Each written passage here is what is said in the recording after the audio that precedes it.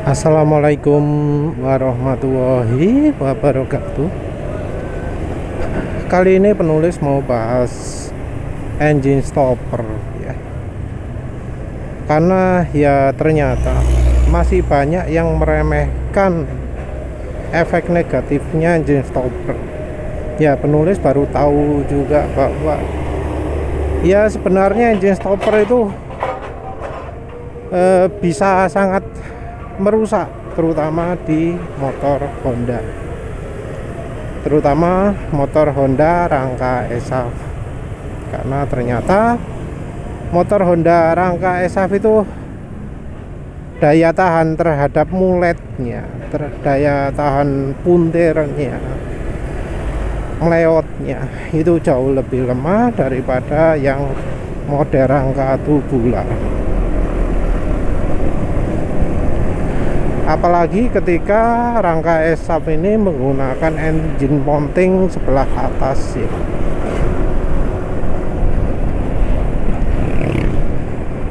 Jadi ada dua perubahan yang membuat stopper engine mounting ini jadi jauh lebih membahayakan di motor Honda. Salah satu perubahan yang terjadi di NMAX New dan Old itu adalah stopper engine mounting. Jadi engine mounting kalau di NMAX Old seperti yang penulis pakai sekarang ini, itu ada di atas mesin.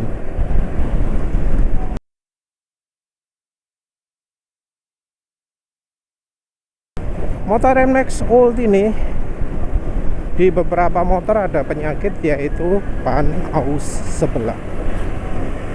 Sementara itu penulis sendiri tidak pernah mengalami ban aus sebelah. Jadi penulis pernah perlihatkan ban sampai kelihatan seratnya, ausnya juga aus rata ya.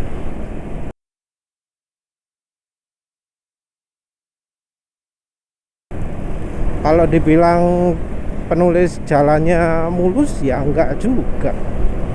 Tahu sendirilah kayak gini. Suspensi belakang juga kayaknya sudah mulai waktunya harus diganti juga. Lumayan sih 40.000 km. Kalau suspensi ori nggak akan mungkin setahan ini.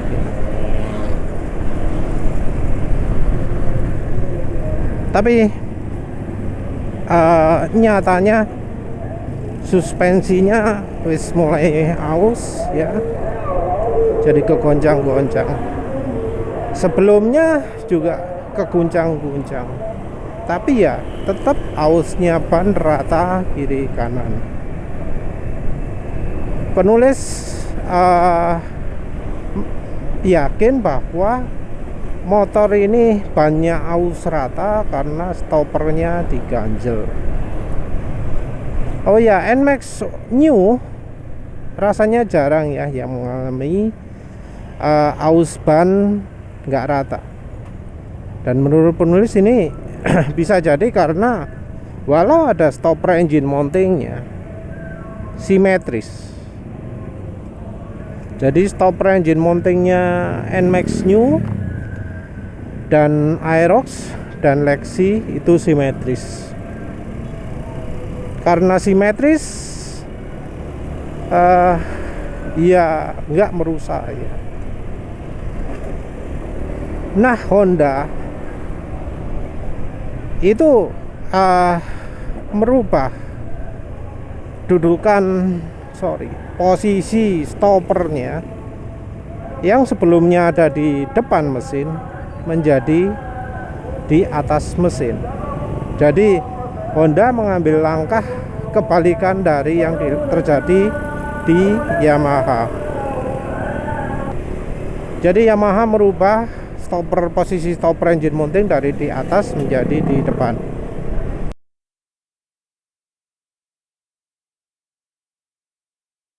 Ini khusus NMAX ya, karena untuk yang kayak Mio, kayak yang 125 cc lah wis pokoknya. Itu posisinya di bawah ya. Kalau yang Mio nggak simetris sih, tapi yang NMAX New dan Aerox Lexi itu simetris, posisinya depan semua. Nah, Honda merubah posisinya dari depan menjadi ke atas mesin dan nggak simetris.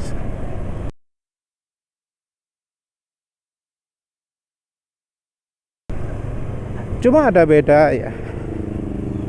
Kalau sebelumnya stopper itu kalau nyentak, yang disentak bukan rangka. Yang disentak itu adalah logam juga ya.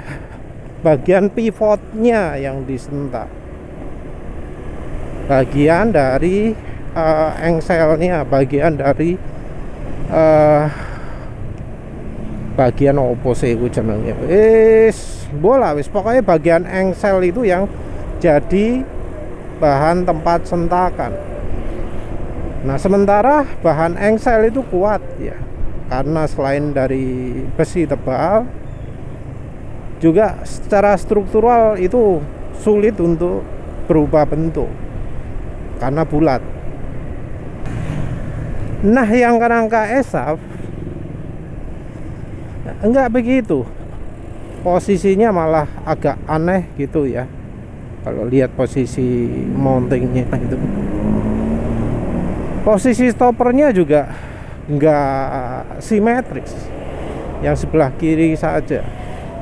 Bagian yang diantuk juga bukan merupakan bagian yang apa ya, betul-betul kuat, karena ya bukan besi bulat tapi las-lasan.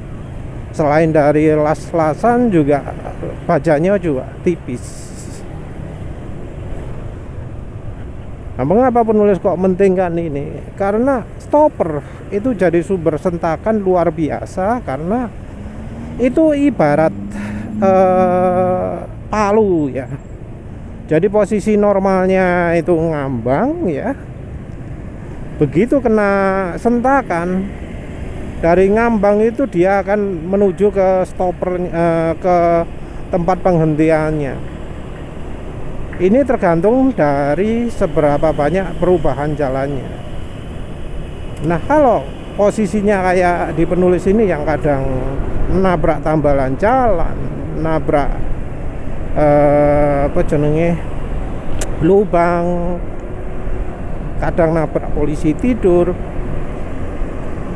Nah, ini reaksinya ekstrim, jedoknya jedok keras. Jedokan sangat keras ini ya salah satunya bikin sakit pinggang, tapi ke bagian rangka ini juga akan membuat rangka itu ya mau nggak mau melewat. Mungkin untuk yang pengendara motor laki atau motor bebek mungkin nggak pernah tahu ya rasanya bagaimana. Yang motor matic suspensi empuk seperti Beat, Next 2 mungkin kurang begitu ngerasakan ya. Tapi yang terutama adalah pengendara motor maxi, karena sepertinya di motor maxi itu apa nih senengnya, karena swing armnya mungkin agak panjang ya, jadinya sentakannya itu jauh lebih hebat daripada yang ada di motor matic 125 cc ke bawah. Jadi justru karena apa, wheelbase yang panjang membuat sentakan itu makin kuat. Nah, untuk yang sudah sering mengendarai motor maxi matic ya, itu pasti tahulah seberapa sakitnya pinggang itu. Jadi ini bukan masalah umur ya, tapi memang sakit. Jadi walau yang muda-muda pun mengeluh ya, makanya ngomong suspensi keras. Itu bukan karena kerasnya suspensi ya terutama, tapi karena sentakannya itu loh. Justru sentakan itu malah makin kuat kalau pernya makin empuk. Jadi pakai suspensi empuk di motor yang engine stoppernya standar itu malah makin menyakitkan, kerasa banget ya, jedoki gitu. Jadi justru malah yang pakai suspensi keras itu malah merasa makin nyaman. Jadi suspensi YSS, suspensi apa mana sing atau sing wis mbolah wis Scarlett wis mbo sing pokoke aftermarket itu kan kebanyakan keras. Nah itu bakal merasa nyaman, nggak sakit pinggang lagi. Kenapa? Karena suspensi keras ini akan mengurangi sentakan dari stoppernya engine mounting, karena semua beban sudah lebih ditanggung sama suspensi. Kalau suspensinya empuk, maka stopper ini akan bekerja lebih ekstrim jadinya ya, jadi jedoknya malah makin menyakitkan. Jadi mungkin merasa aneh ya kalau suspensi makin keras sekali kok malah nyaman, nggak sakit pinggang lagi. Ya itu ya alasannya ya, karena stoppernya itu malah makin liar ketika suspensinya empuk. Nah ini juga jadi sumber masalah ya, karena orang sendiri bisa ngerasakan betapa dahsyatnya sentakannya stopper gitu, betapa kuatnya. Kalau di motor-motor yang rangkanya tebel ya, motor-motor lama termasuk model NMAX, model Aerox, Lexi, Vario 110, Honda Beat yang lama, itu sentakan ya, selain dari posisinya yang ada di depan ya atau simetrinya, sentakan itu bakal nggak besar efeknya, karena selain rangkanya kuat, posisinya juga ya di bagian yang tidak rawan. Nah sementara itu kalau di PCX 160, Vario 160, ADV 160, Genio, Scupino, Beat Deluxe gitu ya, yang engine mountingnya atas, nah itu bisa lebih parah ya efeknya ya, karena ya rangka tipis, sentakannya luar biasa. Terutama terjadi untuk mereka-mereka yang posisi jalannya, kondisi jalannya ya kayak penulis gini nih, amburadul gitu ya, goncang-goncang. Jadi yang kayak penulis ini yang apes. Efek-efeknya ya selain dari ban jadi aus sebelah, rangka jadi meleot ya, seperti contoh yang kena batu itu, rangka jadi miring kalau di kasusnya PCX gitu. Terus ada juga yang bikin malah spakbornya jadi miring karena dudukan spakbornya yang kena duluan misalnya ya. Ya salah satu efek rangka dibuat miring. Mau nggak miring gimana, lawangnya deket tok cuma satu sisi itu, jedok jedok jedok jedok. Apalagi getokannya kan searah, nggak dua arah. Jadi kan jedok itu terutama ketika suspensi gerakannya memendek karena ya nabrak lubang, nabrak polisi tidur, nabrak tambalan jalan, jedok jedok jedok jedok jedok gitu ya.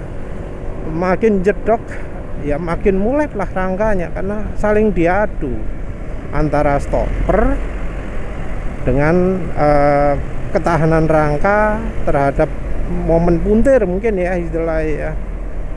Jadi melentere ya, yang dijadikan sasaran. Dan sepertinya pabrikan Jepang itu entah bodoh atau sengaja ya,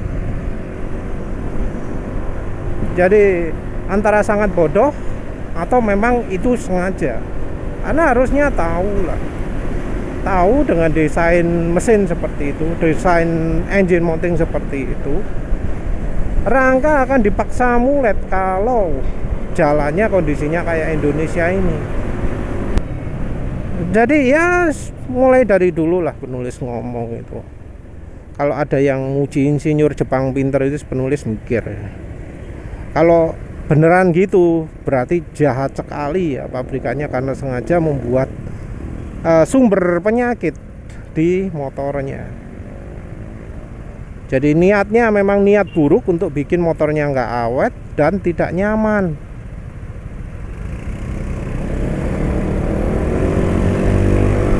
Atau ya di sisi lainnya ya, insinyurnya bodoh sekali gitu loh, karena nggak mikir.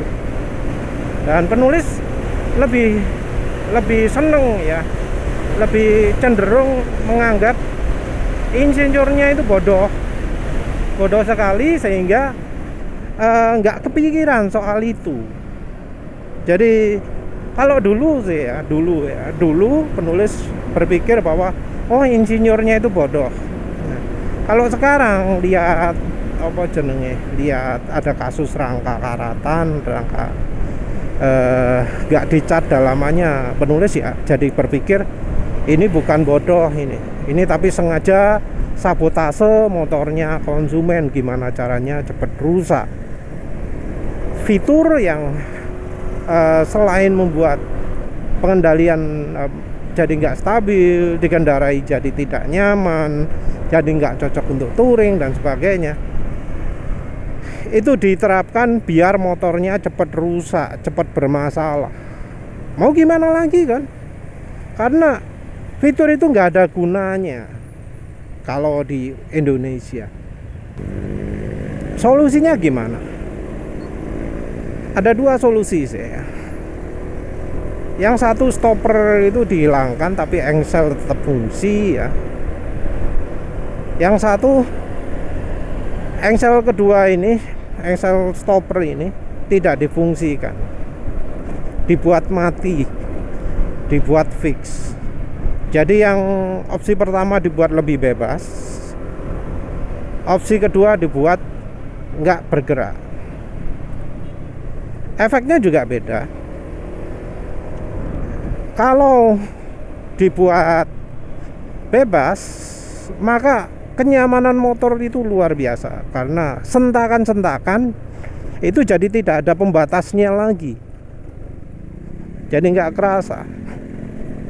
Ini akan sangat-sangat membantu ya, terutama untuk motor yang suspensinya sudah rusak, sudah nggak layak pakai, tapi tetap dipaksakan dipakai. Sentakan apapun, mau yang kecil mau yang besar, jadi hilang. Jadi kalau sebelumnya itu sentakan kecil-kecil gitu hilang, setelah dilonggarkan sentakan yang besar pun hilang. Nyaman sekali. Tapi dibuat bebas, gerakannya ini ada kelemahannya. Untuk membebaskan gerakan ya tergantung dari cara kasih stoppernya gimana ya, beda-beda. Nah, kalau dibebaskan ini efek sampingnya adalah motor jadi nggak bisa sandar tengah, jadi cuma bisa sandar samping saja. Kenapa? Karena kalau di sandar tengah, bannya itu turun, bannya nggak akan gantung lagi,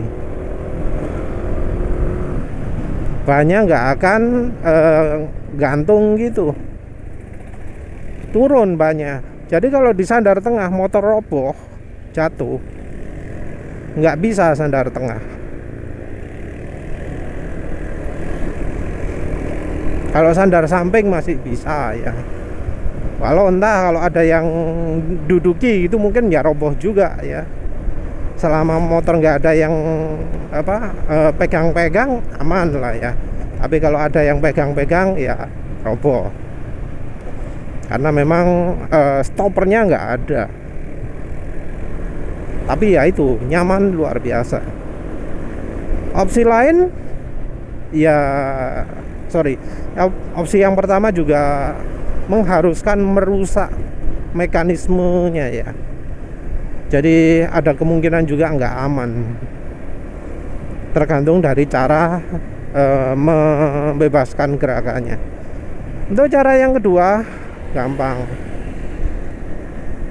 Cara yang kedua adalah dengan mengganjal, diganjel ya. Jadi gerakannya hilang, gerakan bebasnya hilang sama sekali. Jadi dipatenkan fix gitu.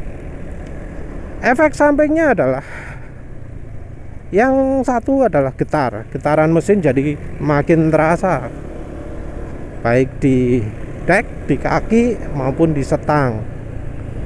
Ya ini tergantung dari seberapa getar mesinnya ya. Terus efek samping yang kedua, getaran-getaran kecil akan terasa. Jadi makin liar ya gerakannya suspensi. Ini makin terasa lagi kalau suspensinya itu sudah tidak layak pakai. Bila suspensinya hambatannya sudah hilang, ini kerasa banget. Jadi mengganjal itu juga bakal mengharuskan mengganti dengan suspensi yang lebih layak pakai, yang lebih baik ya. Karena kerja suspensi jadi 100% ditanggung oleh suspensi, enggak ditanggung oleh stoppernya engine mounting lagi. Jadi itu ya kelemahannya. Tapi ya walau getaran-getaran kecilnya jadi terasa, sentakannya jadi enggak liar lagi, enggak sakit banget, enggak kuat banget ya. Nah kalau ini dilakukan ya, baik yang dibebaskan batasannya maupun yang diganjal. Oh yang ganjalnya pakai karet empuk ya, jangan pakai karet keras, jangan pakai PVC, pakai yang empuk ya. Tujuannya biar getaran mesinnya nggak terlalu liar ya.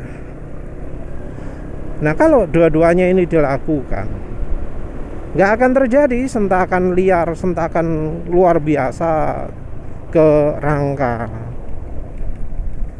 Nah karena nggak ada sentakan liar, ya nggak ada yang bakal bikin rangka itu meleot atau miring atau apapun lah ya.